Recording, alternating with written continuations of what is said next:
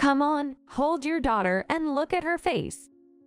The day after I gave birth at 40, I showed our baby to my beloved husband. He must have been eagerly waiting for this moment. The emotional first meeting of father and child. What reaction would he show? I thought as I looked at his face.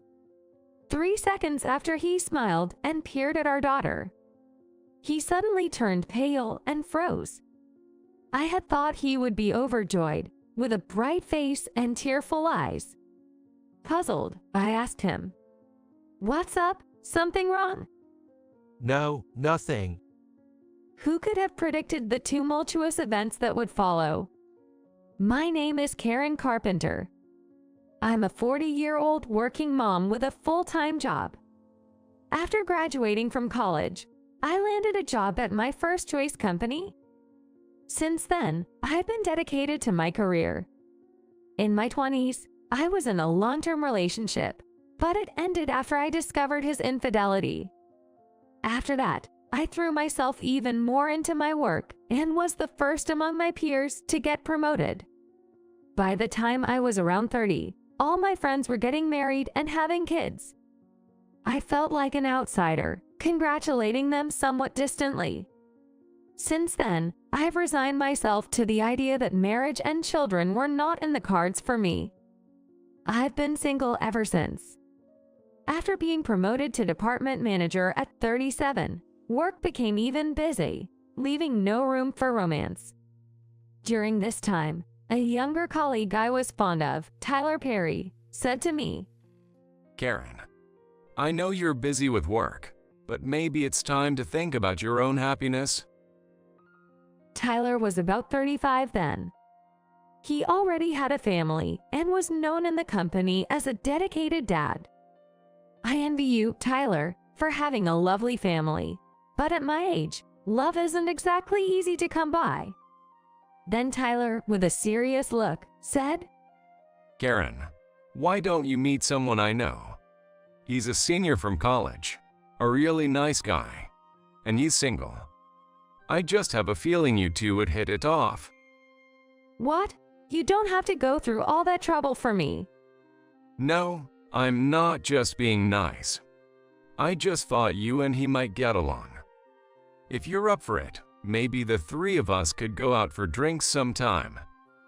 Convinced by Tyler's enthusiastic, "He's really a great guy," I found myself nodding in agreement. After a while, Tyler set up a time for the three of us to go out for drinks. Nice to meet you.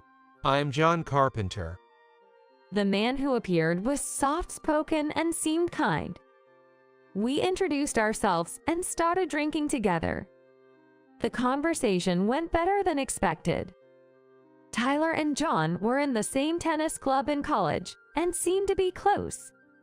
They shared similar tastes in food and hobbies and quickly became good friends despite the age difference. After graduating, John became a government worker, while Tyler joined his current company. They still met up occasionally for meals. Tyler often mentioned he had a respected female boss. Curious, I asked John, maybe impolitely, "Why have you stayed single until now?" Well, I had someone I thought of marrying in my 20s, but it ended after her infidelity. I've been somewhat wary of love since then. What? That's actually true for me too. I never expected we'd have this in common. We looked at each other and shared a wry smile. Later, John and I exchanged contact information. After meeting a few times, we started dating. Tyler was thrilled to hear about it. Always kind and sincere, my relationship with John was going well. But as we continued dating, I started to wonder about something odd. After a while, when we were driving together, John suddenly said, "Let's avoid this road," and turn back. Or at a hotel on a trip, he'd say, "We can't stay in this room." Such incidents kept happening, and finally, I asked John the reason. He hesitantly replied, Actually, I have what you might call a sixth sense. I was speechless. Honestly, I had never believed in ghosts, and I never expected John to say something like that. You might not believe it, but, for example, Karen, your guardian spirit, is an elderly woman. What? She has a mole under her left eye and shoulder-length hair, and she's wearing a purple cardigan. I gasped. That was exactly how my maternal grandmother, who passed away when I was in high school, looked. She often wore a purple cardigan I had given her. Since then, I believed what John said. There were times when he would touch my shoulder, whisper something, and suddenly my shoulder would feel lighter, a mysterious experience. It seemed true that he had a sixth sense. His psychic ability didn't change how I felt about him. Our relationship smoothly continued, and after a year and a half, he proposed. I happily accepted, and we got married. We didn't have a wedding, but we threw a small party with friends. Tyler, who attended, cried with joy for our marriage, filling us with happiness. I can't thank Tyler enough for introducing me to John. A peaceful life with John began, but 6 months later, something unexpected happened. I found out I was pregnant. At 39, I never thought natural pregnancy was possible, and it was a complete shock. When I told John, he too was surprised but genuinely delighted. I never imagined I'd become a father. This is the happiest thing ever. John, I'll do my best. Let's build a happy family with this child. Of course, Karen, I'll support you in every way, so don't hesitate to rely on me. When we announced the pregnancy to my parents and in-laws, both were overjoyed. Especially John's parents, who blessed us with tears. True to their nature, my in-laws are wonderful people. Given the high-risk pregnancy, we were particularly careful in the early stages, but the baby developed well. John took great care of me, helping me through the difficult periods of morning sickness. Around 6 months into the pregnancy, when my belly began to show, Tyler at work told me he needed bereavement leave because his mother had passed away. While I was shocked, I agreed and showed concern for him, but he stoically said, "I'm okay." John and I decided to attend the funeral to express our condolences. Tyler, I wonder if he's all right. I don't know. He was raised by a single mother, right? We need to be there to support him. At the funeral home, a portrait of Tyler's mother, with a gentle smile, was displayed. After offering our condolences to Tyler, he tearfully thanked us sincerely. John, Karen, thank you for coming. Tyler then carried on admirably as the next of kin. After witnessing this, John and I left the venue. That night, we went to sleep worried about Tyler. Meanwhile, my pregnancy was going smoothly, the baby was healthy, and the due date was drawing near. 1 week before the due date, John had to go on a rare overnight business trip. It's probably not time yet, so it should be fine. I reassured a worried John as he left, but astonishingly, I went into labor that afternoon. However, with the wisdom of age, I managed to stay calm. After messaging John, I took a taxi to the hospital. Upon arrival, labor was progressing faster than expected, and I was quickly moved to the delivery room. I wished John could be with me, but there was no time for that now.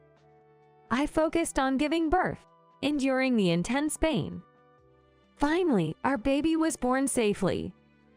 It was a girl. I called her the name John and I had discussed. "Welcome, little Shelley." I checked my phone again late at night. My husband had noticed my messages around 8 p.m., and there were loads of missed calls and messages from him. When I called, John answered immediately. "She's born a healthy girl." Upon hearing this, he sighed with relief. I'm sorry I couldn't be there for the birth. I'll be back first thing in the morning. "Okay, I'll be waiting." After the call, exhausted, I fell asleep. The next morning, while I was in the hospital room with the baby, John rushed in. Karen, you did great. Where's our baby? Right here. Come on, hold Shelly. I showed him our sleeping daughter. The emotional first meeting of father and child. I wondered what reaction he would show. I watched his face as he smiled and looked at our daughter. 3 seconds later, his face turned pale and he froze. I had expected him to be overjoyed, with a bright face and teary eyes. Curious, I asked my husband, "What's wrong?" Nothing. John said nothing, still shaken. "Talk to me, please." When I pressed him, he bluntly announced, I'm going home. "What? You're not going to hold Shelly or take pictures?" I can't. Bye. John actually left. Holding Shelly, I was left dumbfounded. To act like that in front of our child, what on earth? I felt suspicious of John. But before that, I had to take care of the baby. John didn't show his face at the hospital until discharge, and he kept ignoring my messages. On the day of discharge, I took a taxi home, and John was there. Hey, ignoring me and not showing up even once. What's the meaning of this? Without even glancing at the baby, he retorted, What are you talking about? You betrayed me, giving birth to another man's child. "What?" I could feel my blood boiling. "What are you talking about? Don't be ridiculous." Of course, I hadn't cheated, and Shelly was definitely John's child. But John, with a murky look, glared at me and said something even more shocking. That child, she's Tyler's, isn't she? What? Why would Tyler's name come up? He's married and just a colleague at work. Then why is Tyler's mother the guardian spirit of this child? What? According to John, Shelly has had a guardian spirit watching over her since birth, who looks just like the portrait of Tyler's mother we saw at the funeral. John was serious. He didn't seem to be lying. Why would Tyler's mom be the guardian spirit of Shelly, who's unrelated? So, the only explanation is that you cheated and Shelly is Tyler's child, right? Wait a minute. This doesn't make sense. I'm going to call Tyler here right now. I'll make him confess. John started calling with a furious tone. Eventually, Tyler arrived at our house. I explained the situation to him, but even he, aware of John's psychic abilities, was baffled. No matter how much he was pressed, there was nothing between Tyler and me. There was no affair to confess to. Then John, frustrated, said, We're getting nowhere. The only option is to do a DNA test.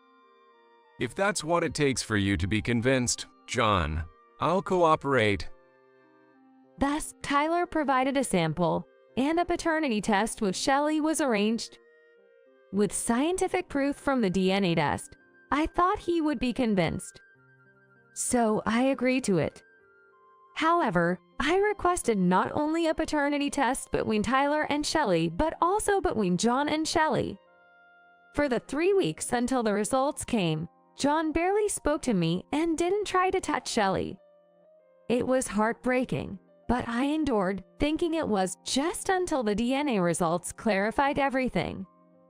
After 3 weeks, the results finally arrived.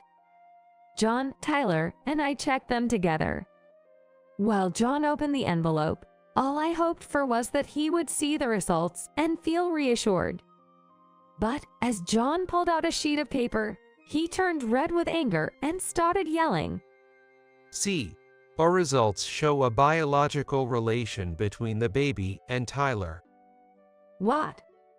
Tyler and I exclaimed in unison and looked at the report. Indeed, it stated there was a biological relation between Tyler and Shelly. What does this mean?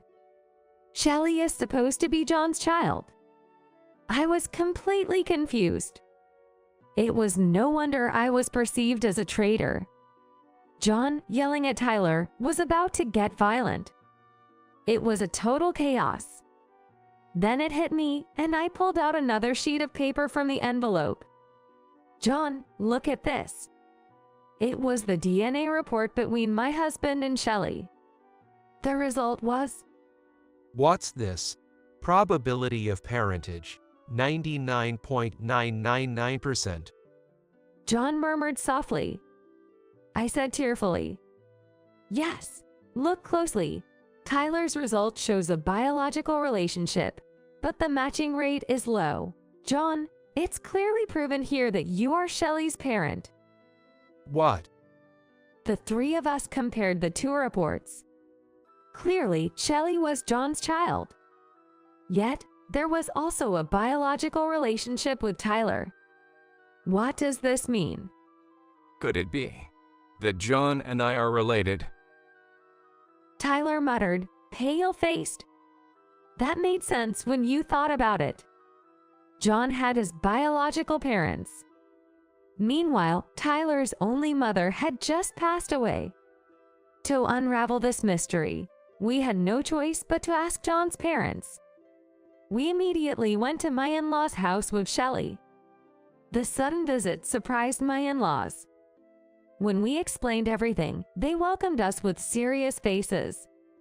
Dad, Mom, what on earth is going on here? If you know something, please tell us. At my husband's plea, my father-in-law answered, John, you saw the family certificate when we got married, right? Did you ever really look at it?